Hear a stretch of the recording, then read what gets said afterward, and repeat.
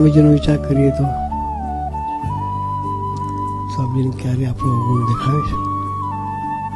તો આપણે વિચાર કરીએ આપણા બધા ગુણ જ ભર્યા છે. આપણામાં ઠ ગુણ જ ભર્યા છે? ના, પાંચો ગુણ બી હશે. શું છે?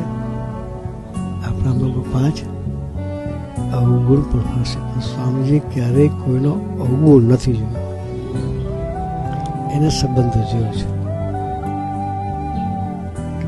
બોલું તો યુગમાનના સંબંધવાળા છે ને, એટલે આપણે યુગમાનના દર્શન નથી કર્યા તો સ્વામી શું કહે?